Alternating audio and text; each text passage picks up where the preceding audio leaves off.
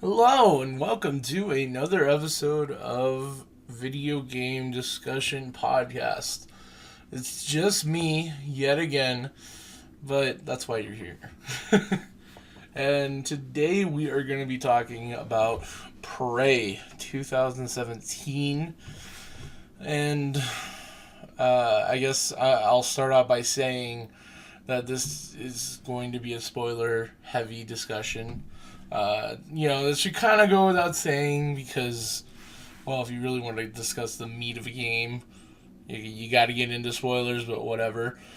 Along with that, I would advise if you're someone who has not played Prey, heard anything about it, or if you even have just like mild interest, let's say, like any sort of passing ideation in playing Prey, you really would be better off just playing it. Do yourself a service and play it. I'm not gonna say it's perfect. I'm not even gonna say it made my game of the year list, but if you're into Bioshock at all or Dishonored, since Arcane Studios made those games and Prey very much is heavily taking from them, still goes its own way, but you know what I'm saying here. If you liked either of those IPs, you will enjoy Prey, probably more than the average bear. You know, it's one of those games where I feel like if you get spoiled on it, not that I was, you're really gonna not enjoy it as much as if you go in uninformed. So that's my kind of warning, I guess. The Surgeon General's warning: don't play Prey, or do play Prey. I'm mixing up what I'm saying now, but either way, Prey is a game that came out earlier this year. Amidst like a very tepid controversy that it's using the name Prey, even though it's not at all tied back to the original Prey that was like what, 2005, 2006. I never played it. I don't have any interest to either. As Joseph Anderson said, this game would probably have not only done better as like sales wise, critically, but also just would have been better thematically if it was given a name with shock in the title. Maybe like the name I would have given it, or at least I think fits best, is like Mind Shock or something. Maybe that's a little dorky, but I think it captures the idea that you're playing something similar to Bioshock, System Shock, and you're also playing something that's going to be a little bit more cerebral, but I don't know. I'm not a game developer. I'm not a man with money. What do I know? Anyway, it came out for the PS4, Xbox One, and it got kind of lukewarm reception. I think like Metacritic it got like a 79, because Metacritic's a review, Metacritic aggregate score or whatever. So I mean that gives you an idea. It's not exactly like awful, but 79 in this day and age is pretty not good, especially if it's like a bigger title like this. Having played it myself, I would say 79 is definitely a low ball. At the same time, that's like one part of me. Another part of me is like 79. That's a perfect number for it. C plus is definitely this game. I don't know. I will say, Prey has been a fun game, but it's also been a god awful one. I've never ever felt this conflicted about a video game, like ever. It's. There was a point where I was like, this game is going to dethrone all my expectations for video games. And then there's another point where I was contemplating breaking my disc out of pure frustration and like just unenjoyment of the game. I don't know. This is going to be a very unstructured discussion because with 999 I just went through characters and plot. Here it's kind of like difficult to know where to start because I just have a lot of problems, but then also a lot of praise. So I guess I'll just start with the premise, which I probably should have mentioned. We're 5 minutes in, you don't even know what the game's about. Anyway, The idea is that you are Morgan Yu, which is trying to think of the word for it. Whatever. You're a TranStar employee. That's what you are. TranStar is this company in the future that is focused on not necessarily genetic engineering or something, but it's more like it's hard to say. I don't know the word because I'm not science proficient. All you need to know is that they do kind of morally dubious things, but it's for the advancement of humankind and genetics and whatever you want to say. So you're starting out as this TranStar employee. It's going to be your first day, and then you wake up in your apartment. You go to your first testing for it. It's kind of weird, but hey, I'm going to be working for this company, and my brother, who's one of the head people, is giving me encouragement. What could go wrong? Well, after the tutorial, everything goes wrong. I really, just by even saying this, I'm going to ruin the twist, but it turns out you were living in a simulation for months, and it was because your brother kept you in there. And you're kind of expected to find this out by breaking out of it. You actually get a wrench in classic Bioshock style. You have the same, idle animation or load up animation, depending on what you want to call it. And you break through the window in your apartment, and it's revealed you were in a testing facility. And it's also then revealed on top of itself that you're actually in space. The space thing might have been easily spoiled because I think microgravity screenshots of Prey existed, so it was kind of like a, well, duh, I'm going to go to space. I'm going to probably start out in space type of reveal, but it's a very, very, very interesting first 10 minutes of the game, and I actually timed it. When I was speeding through the game, it took me 10 minutes to get to the point where you reveal everything. Which is also kind of an awful thing, because this game kind of encourages replays, and God, the first section, the reveal is cool, but once you know the reveal, playing through it just takes for fucking ever. I played this game 4 times because I wanted platinum, and I was really bad at planning it out. I think you only need to do 2 playthroughs if you're smart about it, but I'm not smart. Anyway, every time I did the intro sequence after the first time, I was just miserable, because nothing you do matters, which makes sense. You're in a simulation, you're not exactly going to be going through things and getting any sort of meaningful interactions, or I don't know. You're just basically stuck in this thing, and once you break out, then your choices and actions are going to have some impact. But God knows, I don't know how you could have fixed it either, because you really ruin the reveal if you make it easy to skip past it. I don't know. It's just something I had a problem with. Anywho, once you break out of the simulation, well, actually probably before it, January contacts you.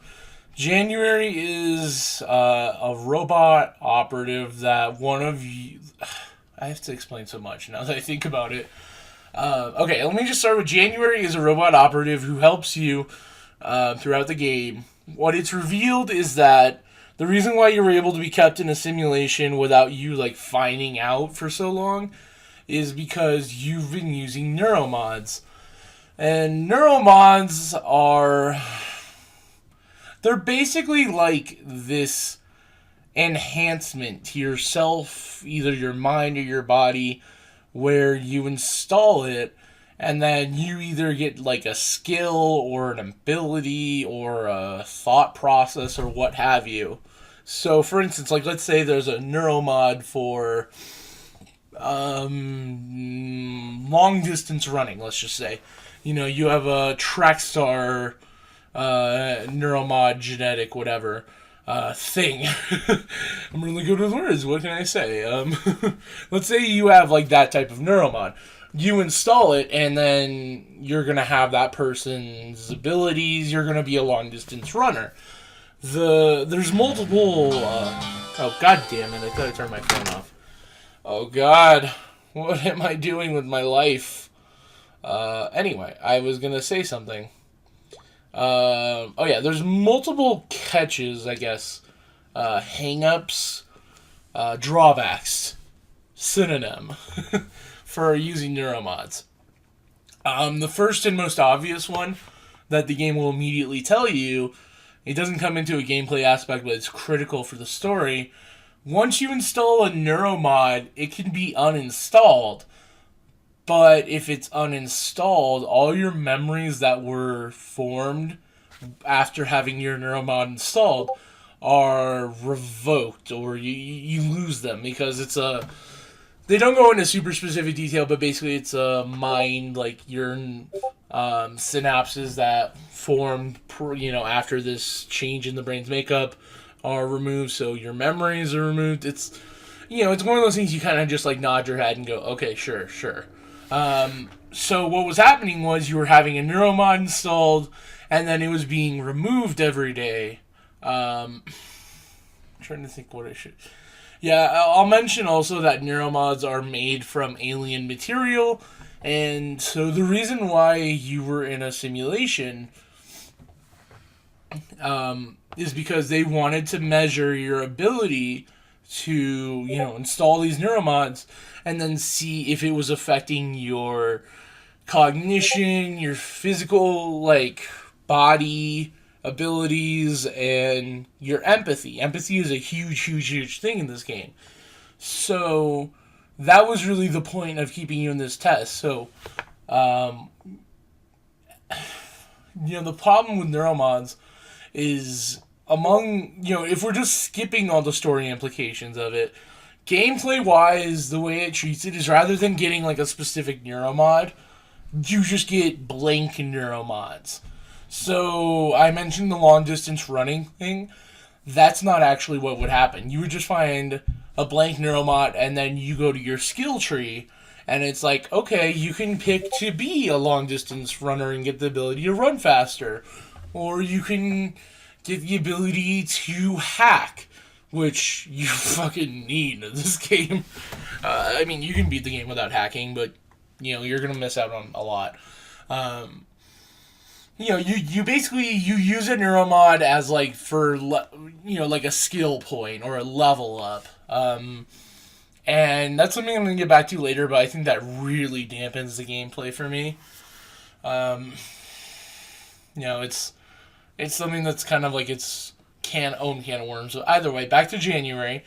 So January is a robot operative, and what happened was, because you were stuck in this loop, one of your one of your versions of yourself before having his memories wiped again discovered this and actually created January, and it's not super specific on how this was done or whatever, but basically he was able to escape the simulation, January that is, and he helps you in breaking out of the simulation and then moving forward from there. Another thing is that January has the voice actor or voice actress of Morgan Yu, which is the main character. So, if you go with the male main character, he's going to have the male main character's voice. And it's neat. Conceptually, January is an interesting character, especially later on in the plot, but I don't know. I have a lot of, when I was replaying it, I had a lot of questions, how did this work? What were the logistics of getting this to happen without someone noticing? It's one of those things, like I said, you just kind of nod your head and go, okay, I accept it. Suspension of disbelief is going to have to come into play here. So, I've really skimmed over it, but when you break out of the simulation, that is a fucking rad moment, because it's so early on, and you're given an opening title sequence where you get to see this whole beautiful San Francisco landscape, and then you immediately get to find out, okay, it was fake.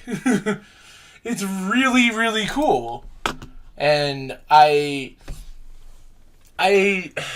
almost didn't appreciate it as much on a first playthrough until a second one when I'm like, okay, this was actually completely engineered, this way. And it's one of those things that, like, it's so good that I feel like the game curses itself because it doesn't really live up to that reveal. I don't necessarily think it's, like, the peak of the game because, A, it's kind of sad if the game's peak is in the first 10 minutes. And B, it's a nice reveal, but it doesn't necessarily give you a lot to work with after that. Because really, once you break out of the simulation, there's almost nothing else that comes of that revelation. Excuse me.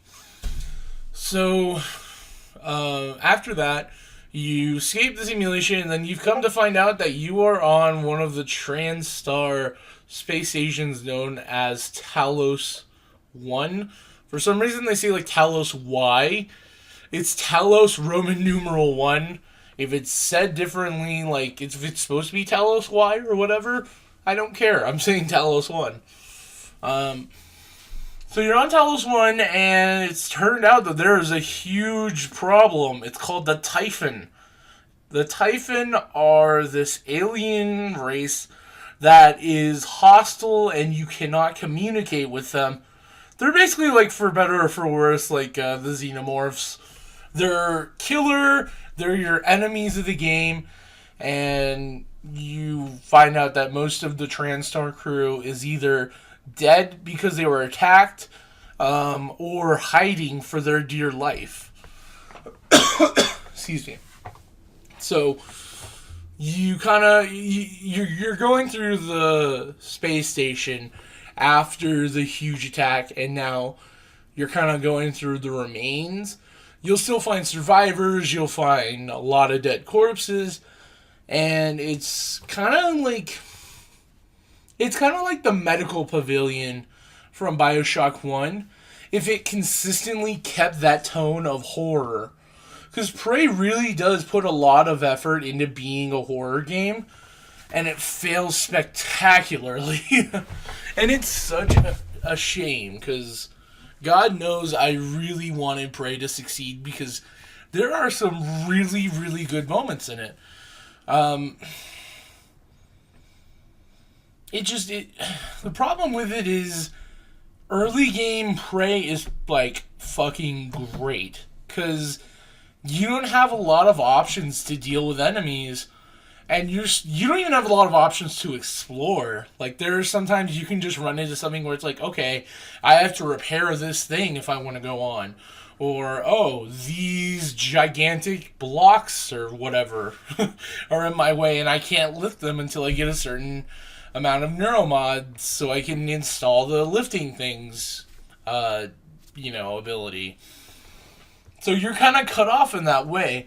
Sometimes doors will even be locked, and you can unlock them once you get the certain key, or you can hack them depending on the door and your ability. So there's just a lot that feels like is being sectioned off from you in a really organic way, because it never feels like the game is just going, no, you can't go here.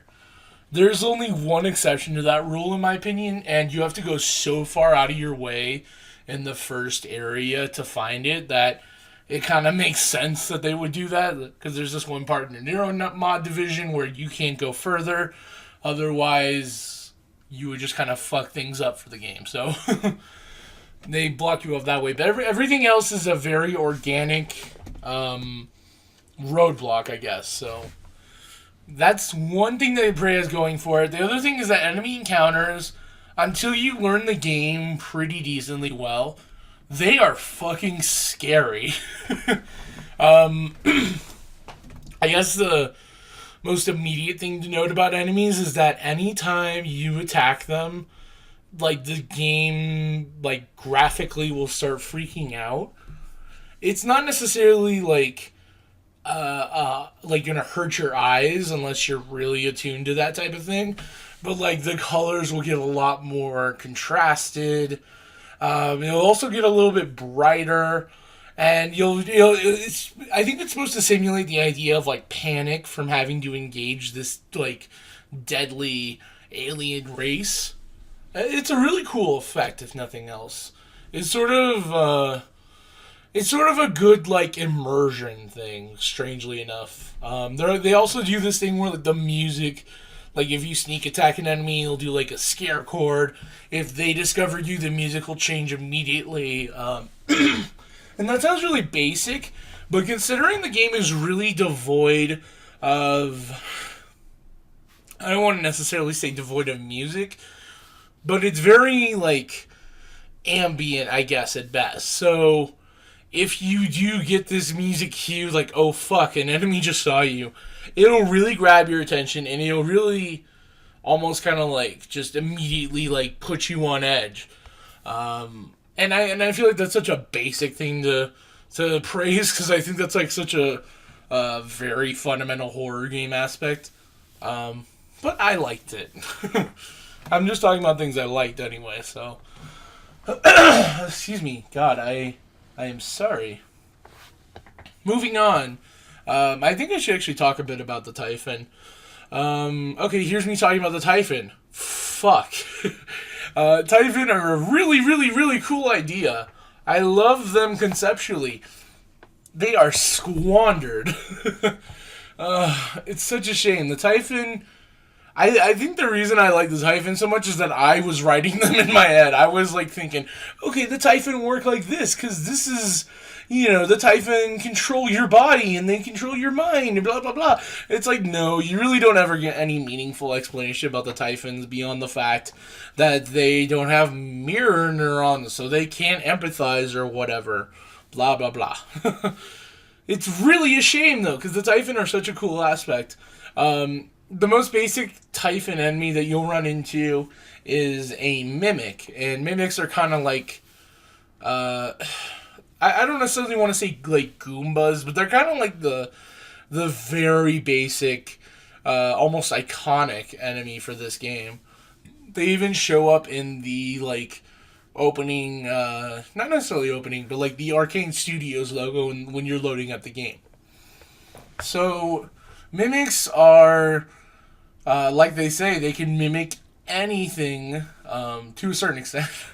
I'm really giving you a good description. They can mimic anything, but not really. So let's say you walk into a room and you see, a bunch of items. Mimics will be able to mimic virtually anything in the room. They'll even mimic things that aren't there, so you can't tell if there's like something that shouldn't be there. And it's a really cool idea. Like the first time you the first time you get to see this happen is once you break out the simulation, you go into one of the testing rooms, and there's a mimic right there, and you see it actually morph into a chair in the exact same area it's in. So, and the game doesn't necessarily, like, explicitly tell you that mimics can morph into any single object ever. They'll mention it with characters going, like, oh, the mimics, you should attack everything. But it's not necessarily going to, like, say, there's a mimic in this room, or... It's not going to... if you don't have a certain ability equipped, you're not even going to be able to see mimics until after they've already attacked you. Or if you find them, pre-morph or whatever. But basically, it's a really, really cool idea. You could theoretically find ammo and then boom, it's actually a mimic and you're getting attacked now. And it adds a lot of, I guess, fear just to exploring normally. Because until you confidently know the game and what it's going to be doing, you are going to be looking at everything and going like, is this a mimic? And mimics aren't exactly going to like immediately kill you if you get attacked by them, but they're almost like it's worse just for the feeling of it, because, if you get attacked by them without knowing it, it's basically a jump scare. And it works. I would say it works until you get familiar with the game. Then it's kind of just like, oh, it's a mimic. Whatever. Gameplay-wise, who cares? I can just kill him with the wrench. But I feel like that feeling, it takes a while to get to that point, and if you're just doing like one playthrough, I feel like that's not going to be an issue. So I would say mimics on the whole are a really worthwhile enemy type. I like what they did with them. Phantoms. Phantoms are basically like your humanoid enemies, except for their Typhon. They, if you look at promotional art of the game, you can probably find a good image of it. But basically, they have 2 legs, 2 arms. They're basically humanoid in shape. And the thing is, they're covered in black, which is the Typhon material. And they have this thing where, like, you can't necessarily immediately hear it unless you have great ears, because I have bad ones. But they'll actually, like, if you listen to them walking around, they'll say shit, like, normal people stuff. Like for instance, like, if you listen to them, they can say something like, "I used to wish we were alone in the universe," or "They want to live inside us like a disease." And a lot of it kind of implies that they're just saying things that the crew normally would be saying in this, like, situation. So when I was playing it, I was waiting for some huge reveal, like, oh fuck, they're actually normal people and something's happened to my perception of them, or, something along the lines of they're actually just, there's something actually human underneath that, and I'm being shown a facade, I guess. Whether or not it's being done maliciously, I don't know. And it never gets explained. It never gets explained why the Typhon have the ability to just sort of, like, mumble to themselves. It's never even really mentioned by the game. In fact, it's something that I noticed, and at first I thought it was intentional, but after a while, because no one kept saying it, I'm like, is this a glitch? Is this a bug? Is this supposed to be happening, or am I just reading too much into it? And it's one of those things that, like, I feel like the game intentionally tries to make you think something like I did, and then just does nothing with it as a sort of, like, haha, made you look. It's really disappointing, to be honest. And I don't know. It's because you can even find phantoms with names of crew members, like Ivy Song. You can find a phantom with that name when you attack it, and it doesn't necessarily count as, like, a person when you kill it, but it's still very much implying, this was a person. So there's a lot of stuff that you can infer, like, okay, this person's body must be controlled by the Typhon. Maybe, there's still a person underneath there, and I don't know. I get kind of frustrated when I talk about it, because it's such a cool concept, and I just feel like it didn't get used well. There's other Typhon enemies, like weavers, cystoids, technopaths, telepaths, other things, and I just do not feel like they're even worth talking about, if we're being honest. Once you get past mimics and phantoms, you really don't have a lot more interesting enemies, in my opinion.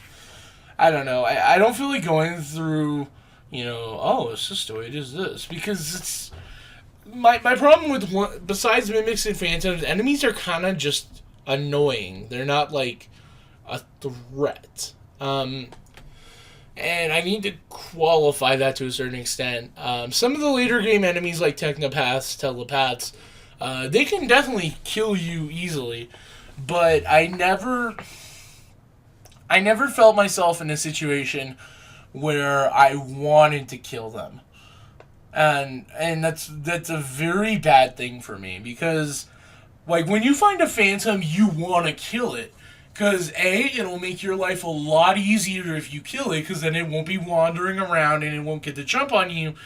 B, killing it in and of itself, unless you're really bad at the game, is not going to cost too much in terms of either your supplies if you want to shoot it, like with a gun, or use a psi ability, or if you want to just, wrench attack it and then try to brute force it. The cost of killing a phantom to make an area safe is not greater than just dealing with whatever the Phantom could potentially do to you. And that is completely different for like later enemies, because they are such a pain in the ass to kill. And it's I I don't feel like it's good to do that, because you never actually have to engage with any of the enemies outside of a handful of scripted experiences. Like in one area, you find out a door is basically just locked because you have to kill a technopath, and whatever. You kill it, and then you never have to fight another technopath. So it really just, it doesn't make enemies into obstacles. It makes them into inconveniences. And this is especially problematic once you consider the fact that neuromods really help you get away from enemies without any consequences. Almost every playthrough I did of Prey ended up with me getting the run super fast without making any sound ability, and then running past every enemy, because there's nothing you get from enemies once you get enough neuromods that is worth it. Like, yeah, for one thing, you can craft neuromods. Granted, you kind of have to go out of your way to do this, because you can only do so many at first, and then if you want to unlimited craft them, you have to go, really out of your way, in my opinion. But once you do that, and it's easy if you know the exact route you have to do, the game is just over at that point. There's nothing difficult about the game once you can make your own neuromods. Because it's literally just like making your own level ups. Like, just paying money for skill points. Not real life money, obviously, but you know what I mean. Like imagine if in Chrono Trigger you could just buy experience. Like, that's basically what it is. And it's a very interesting thing at first, but it just trivializes gameplay. And even if you don't craft neuromods, you can still reasonably find a very large portion that you could just dedicate towards a certain ability or skill tree that would let you totally trivialize everything. And it's just not balanced well, in my opinion. And that's a big problem, because I feel like enemies are such a huge part of a horror game. And it feels weird to even say that Prey is a horror game, because in reality it's not. It's like action adventure. It's like if you called Bioshock horror. Sure, there are some really good moments where it's kind of horror-esque, but it's not a horror game. Prey really tries to be a horror game, and I just feel like it fails, because you're too powerful in it, and I don't know. It's frustrating, because I see what it could have been. I see what it was trying to do by making these alien races that not only have just straight up more power, like one-on-one fight, but also have the ability to be this object you didn't see, or have an ability to, take over a dead body or something. It's just, there was a lot of potential there that got squandered. And like I said, the other enemies are just annoyances. They are something you can get past without having to engage with. And, if you have enough materials, you can literally just tank out through first aid kits or through eating food or whatever. You can just take out whatever damage they may be able to do to you if you need to be around them. So it's just not well done.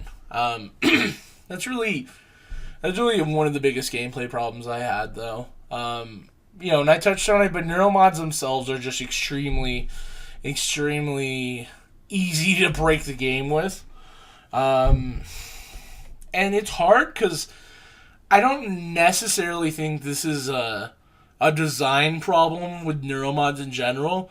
I think neuromods by themselves are a really, really interesting mechanic, story-wise at least. Maybe gameplay-wise they're kind of like whatever, but I think just they definitely introduce a lot of interesting discussions in the game. For one thing, they're made from Typhon material, and the way that TranStar gets this Typhon material is they have political prisoners from Russia that they basically sacrifice to mimics for them to duplicate. The way that it works is that if a mimic kills a living person, it can use that person's biological essence or whatever to duplicate. Like, you see this happen with one of the very first encounters in the game. You see a guy get killed by a mimic, and then that mimic transforms into 4 different mimics. And it raises a huge ethical dilemma, because on the one hand, you have these not exactly innocent people. Well, some are innocent, some aren't. Okay, let me just say it this way. You have these people who are being killed for the huge advancement of human society via neuromods. So you run into this issue where, like, obviously this is unethical, but if this is something that we could, somehow do as like a death penalty or something, you could create like a kind of win-win where someone, dies by mimic, and then you can create more neuromods that way. And I'm doing a terrible job of explaining this, but it's definitely interesting if nothing else.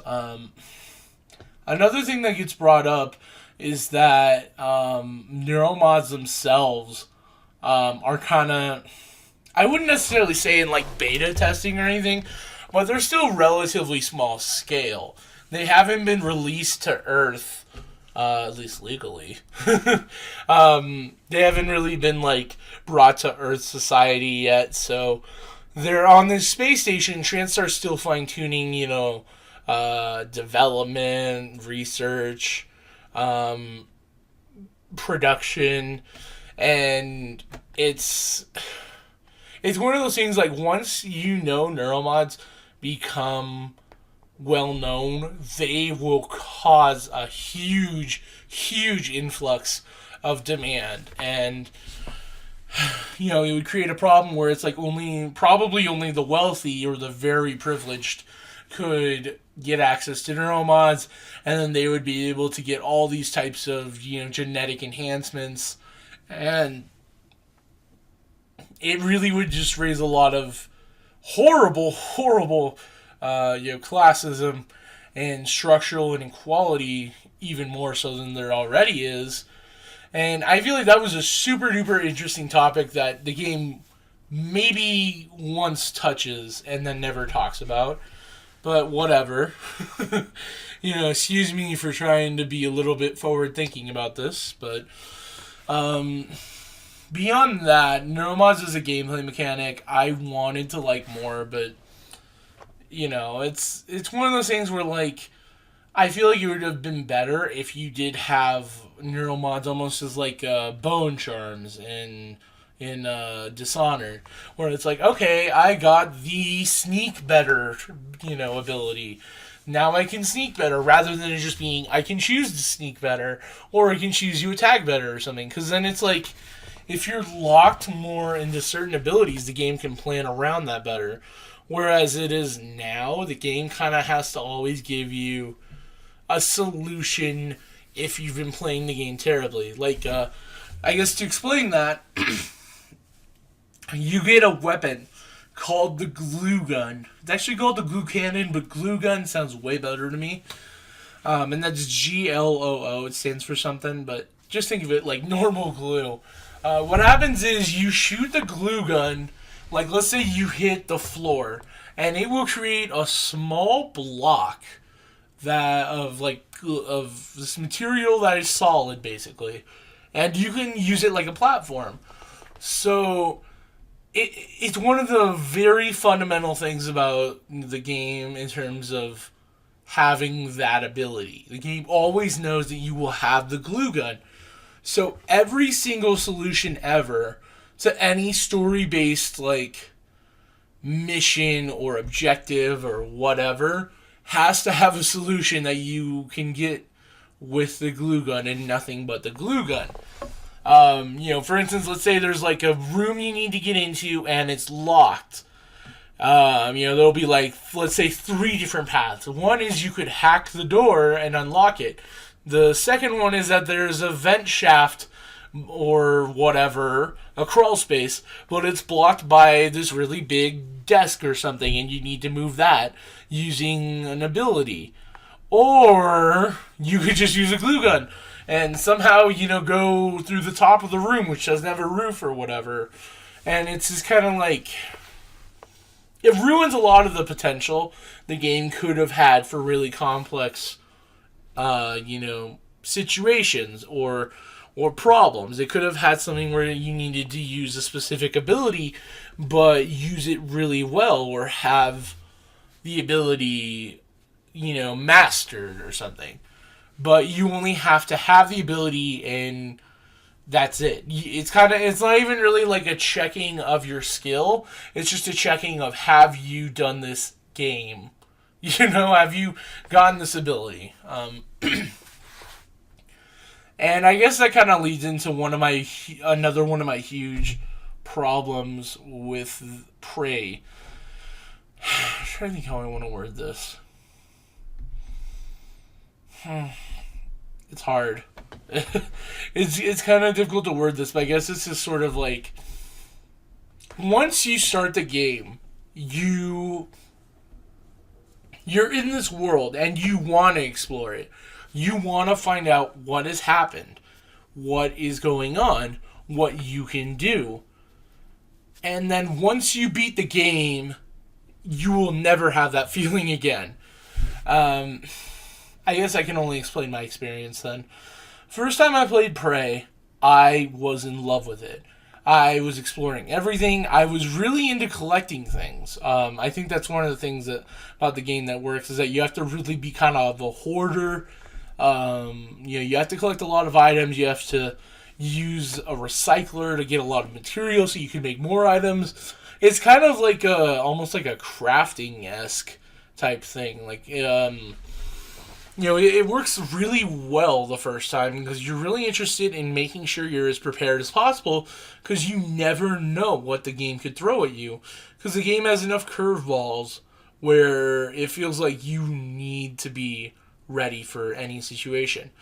And now, being in a position where I know exactly what's going to happen, and I know that these curveballs are really just slow balls, or whatever you want to call it. Now when you replay it, I will never have the interest to, I really force myself on replays to try and gather as much as I can, but I really I don't enjoy it anymore. And plot-wise, the plot really takes a nosedive, and not in a very noticeable way at first. I know I mentioned a lot how the Typhon are squandered as a plot device, as a concept, and I can't necessarily blame the game, because you can't make them too powerful, or else they're going to be, unstoppable, and you can be like, well, of course they're going to kill everyone and probably kill Earth if they reach it, blah, blah, blah. But you also kind of run into this issue where there's a character who, his name is Walther. I think it's Walther. Maybe it's Walter. I thought it was Walter, but then it was Walther. Whatever. This guy basically is part of the TranStar Board of Directors nuclear option. He shows up to kill every survivor and to basically wipe the slate in that case. So what happens is he shows up and he has a robot operator hack into the Talos 1 security system and repurpose all of the robot operator dispensers, so that way they produce military operators which have offensive capabilities, and they completely fucking shred the Typhon. And I mentioned Joseph Anderson earlier. In his video for Prey, he mentions this is a gigantic plot hole, and I can't help but agree. It's stupid. Because Walther doesn't really do anything. He doesn't even really have to do anything super difficult or complex in order to get these robot operators to attack. And there's no valid reason why Alex Yu, who is the brother and one of the main characters of the game, why he couldn't have done the same exact thing and attacked the Typhon through that mean. And beyond that, just once you get past all the twists and turns of the game's plot, I know I mentioned earlier a spoiler warning, but for anyone who was kind of like, nah, fuck it, I'll listen to this anyway. If 45 minutes in, if you're listening, first of all, bravo.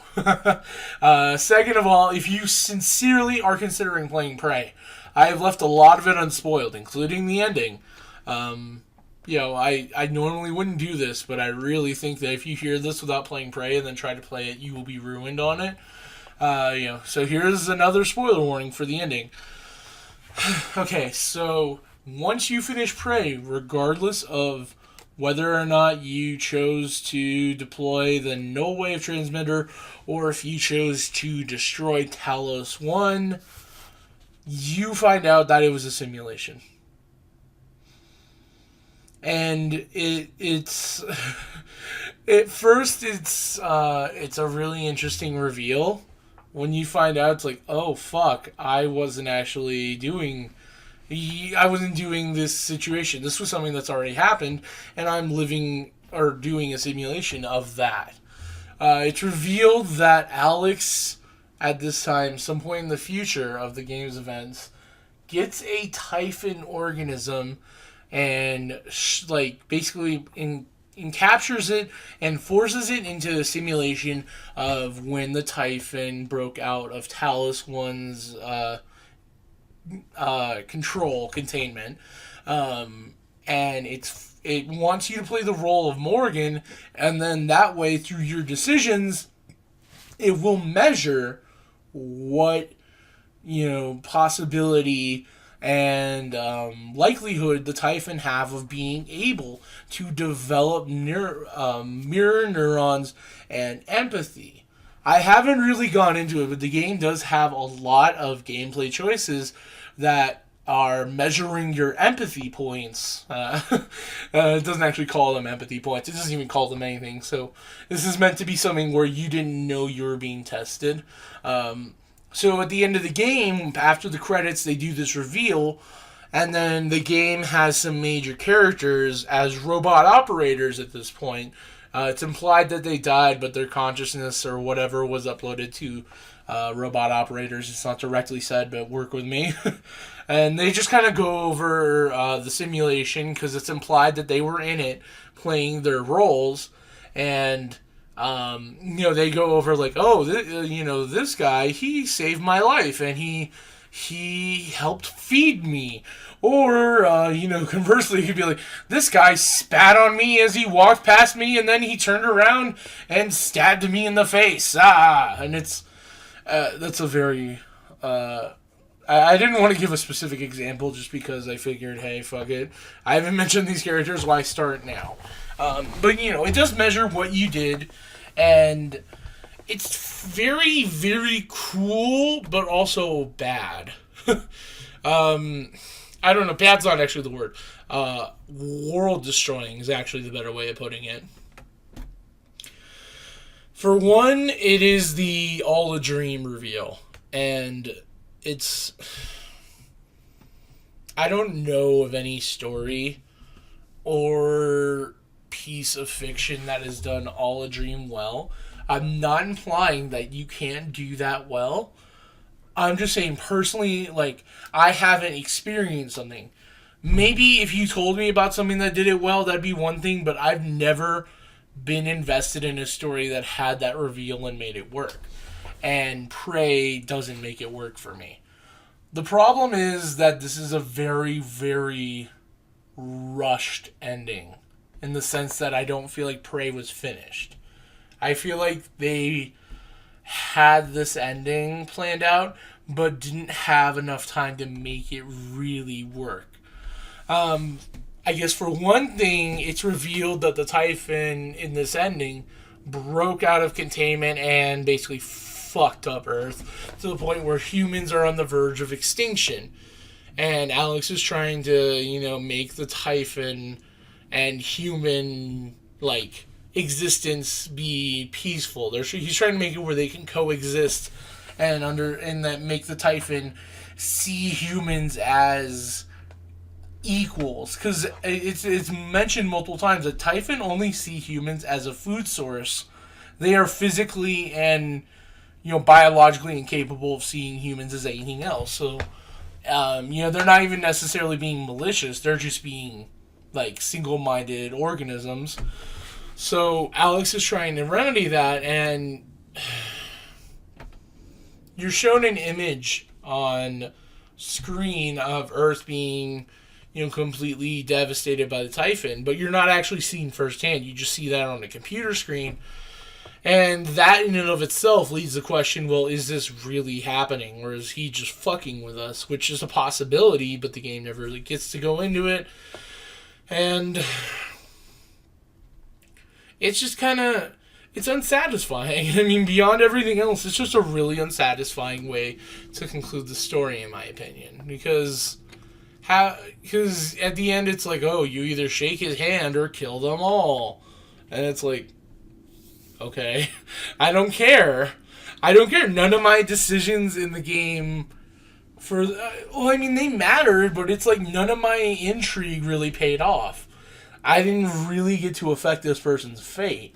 I only got to see a simulation of it, and I have a lot of really conflicted feelings, because, on paper, this reveal could have been great for me, but I guess to say one thing, it was great for me. The first time I played this and I beat it and I got to that ending, I was like, holy shit, no, oh my god, that happened, and, I was freaking out. And then it was immediately a game ruiner for me once I replayed it and I realized nothing mattered. Outside of some specific choices, nothing I did mattered. And it's weird, because I know on paper Dishonored almost does the same thing. Well, okay, not really, but work with me. Like, story-wise, it doesn't do the whole dream thing. But in terms of gameplay, a lot of what you do in Dishonored doesn't matter. It doesn't necessarily matter if you find this one thing, or if you do this one side quest. But the game doesn't go out of its way to tell you it doesn't matter, if that makes sense. It's like, I live in this weird world with Dishonored where I know most of what I do isn't going to affect the game or the plot, or even, just like gameplay for me, like in terms of abilities. But I still do it because I have fun with it and I enjoy it and I get lost in this world. Prey, like, really ruins that for me with that reveal. It, like, it demystifies it for me, and it removes all the intrigue. Because I feel like this game works and is fueled on intrigue, in my opinion.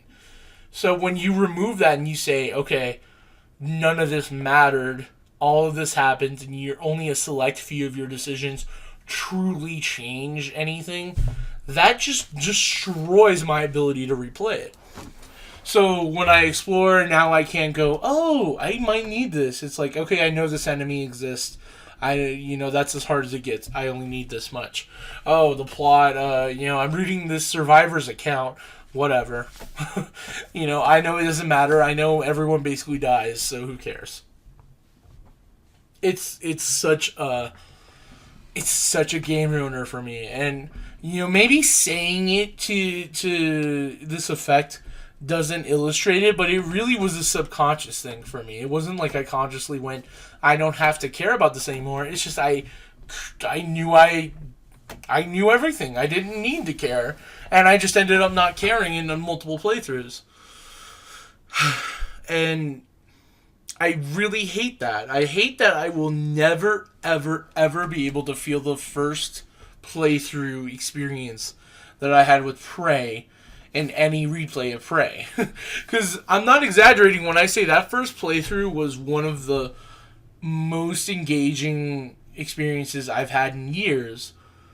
And I was non-stop gushing about it. So, having that be just a one-time thing, and getting diminishing returns on every playthrough is really, really...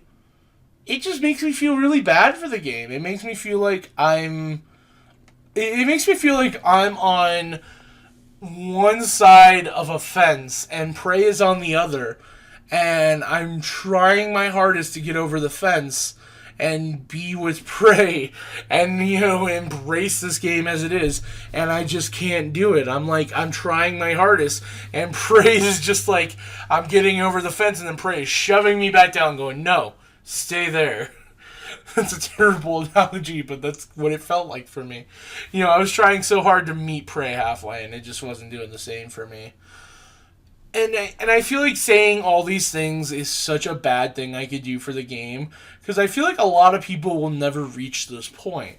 I am a 4 playthrough Prey master now, and the fact that I could even play Prey 4 times in and of itself, regardless of how much I enjoyed it, the fact that I could do it without going crazy and shooting up a mall or something should be indicative of Prey being functionally replayable. And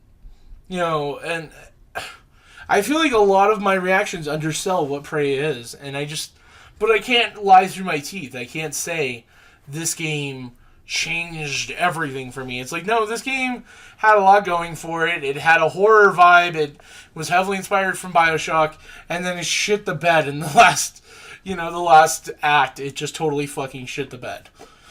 I have a lot of really conflicted feelings because I don't want to say that, but that's also what happened, I want to be able to say Prey is a work that is ambitious and tries a lot, doesn't always succeed, but gives you a feeling that I haven't seen replicated by another game. That's the tagline I want to give for Prey, and I can't. I have to go with, Prey gives you a lot, pays off almost nothing. I have not even mentioned the gameplay bugs and glitches. I haven't mentioned any of them. I'm going to try and briefly mention them just because I feel like it'd be dishonest to not mention them to some extent. Prey is a buggy fucking disaster. If I was a betting man and someone was like, hey, you need to bet on Prey, I would put all my life savings on a bet of someone experiencing a game-breaking glitch on their first playthrough and not realizing it. I would become a fucking millionaire at that point, because there's a lot of glitches that you're going to experience that you won't even know are glitches. Some will just soft lock your game, some will make enemies clip through the environment, some will just fucking destroy the game's plot, and I don't know. I feel like it'd be kind of petty to list all of them, but a lot of them are really... I don't know anything about game design. I can't pretend. I can't sit here and be like, well, this is how you avoid this glitch. This bug, this is the fix for that, you fucking idiot. I can't sit here and be that person. What I can say is this is something that I feel like a lot of bug testing, QA, I feel like a lot of that would have found this. I don't know if they did. I don't know if this was something where there were worse bugs and glitches in the game and they had to prioritize which to fix. I don't know if they were just rushed on time and didn't have enough time to polish out these bugs. I haven't researched any of it, and, unfortunately, I frankly don't give a fuck to do so. I don't care. Regardless of what happened, regardless of all the good intentions, at the end of the day, there's a lot of glitches in this game, and not in a cosmetic way, in kind of a game-breaky way. Like you can just get stuck in a grav shaft. Basically, this game's of an elevator, the game's version of an elevator, because a science operator gets stuck in it, and you'll be soft-locked. Which happened to me multiple times. An enemy, if you attack it, sometimes can just clip out of bounds. And if this is an enemy you need to kill, God help you. Sometimes enemies just won't notice you as you're attacking them and killing them. I actually have on this channel uploaded a video of that. That was even, just to mention as a behind the scenes on that clip, that was like my third or fourth time doing that just to make sure I hadn't, missed something. But no, I was able to reliably do that where I just attacked that enemy and killed it, and on the hardest difficulty without it noticing me. In that clip, it noticed me at the very last second, but every other time it didn't. So that's that's just another thing. Sometimes enemies will, just disappear. Sometimes you'll be stuck with the visual effect and the sounds of an enemy attacking you if you've already killed that enemy, or if you're running away from them and you've already lost their attention, but it's still happening. It's, sometimes enemies will be able to see you through walls and they'll be able to instantly attack you. It's just, I could just keep going. I could. And that's just me being petty. And I feel like it's a bad note to end on, but I kind of don't really have a lot more else to say about Prey, and that's a shame. Because I thought a lot about Prey. I thought a lot about it when I was playing it, when I was not playing it, when I was even sleeping I was thinking about it, and none of it paid off for me in a way. And the really fucked up part, the really bad part is I still love this game to a certain extent. I still give this game a 4 out of 5 stars. That's the fucked up part. You heard all this and I still think it's a 4 out of 5. That is the bad part. That's the actual twist ending to this. There, it's all simulation. It was a 4 out of 5 game. No, but really, that's the worst part. I did have such a good time with it. I had to weigh, was it worth the first playthrough to have all that magic ruined for me? Yes, it was. It was. Even though the game was demystified for me, even though the illusion was gone, nothing about that first playthrough was bad for me. I loved it. It was close to being my game of the year, to be honest. And then multiple playthroughs destroyed that possibility, and prospects were grim for Prey. It's hard. I don't know. I will say, if you listen to this, I was being really hard on Prey. I think I've been really exceptionally difficult on Prey, and I would even then still give it a 4 out of 5 after being difficult. So that should give you some indication that I have a lot of good feelings and enjoyment with this game. I just wanted it to be more. And that's forever going to be the feeling I'm left with Prey. Whenever I play it, I see the game it could have been, and then I'm stuck playing the game it is. I will say that I do dearly, I would really love a sequel that was given more time for development, to iron out bugs and glitches, to develop the story and give it a satisfying ending, to give, more thought to the sci-fi aspects, because there's a lot going on here. Maybe even just to make the gameplay more rewarding. Something. Because I feel like this just needed more time in the oven. And I feel like if this game had been the game I wanted it to be, or that it could have been, I'd be singing a different song right now. But, ultimately, this is what we're getting. So, I said it at the beginning, but if you didn't play Prey, first of all, why the fuck are you listening to me? How dare you ignore my warning? I don't care. If you didn't play Prey, but you for some reason listened to this all the way through, I spoiled a good amount of it for you, but I left a lot of it up for not for spoil, whatever. There's a lot I didn't mention, let me just say. And if something is wrong with you and you want to play a game that's going to disappoint you, but still be enjoyable, I recommend Prey. That's a terrible recommendation. Put that on the cover of, the Game of the Year edition.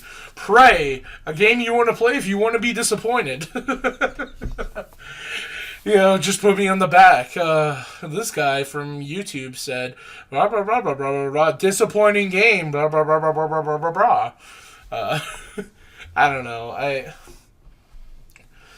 I don't know. Maybe this hour of nonsense would have been better ironed out if I had written anything down. But I feel like it would just be better to go off the cuff with this. So, that's Prey. I had a good time with it. Not on my game of the year list, which is only 3 games long right now, but whatever. I still recommend it tentatively. Yeah, I mean, that's all I can really say about it. Last thing I want to touch on is I love Danielle's show. She's one of the characters in this. I love that they actually have a lesbian woman of color in this game.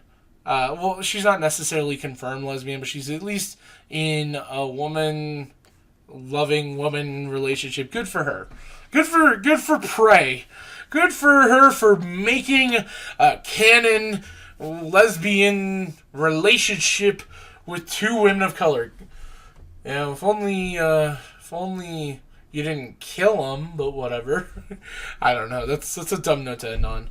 I've been saying note to end on for a while, but really, yeah, Prey 4 out of 5. Play it if you want, and yeah, beyond that, that's gonna be it for this edition for this fucking analog. I don't know. For this episode of Video Game Discussion Podcast. As always, I do want to thank anyone who made it to this point, and I want to thank you for listening. I will see you guys next time. Don't have any specific games in mind to discuss. Might be a little bit before I do another episode, but who knows? If it is, I will leave you guys waiting with bated breath. So anyway, yeah. Thanks, and have a good day, y'all.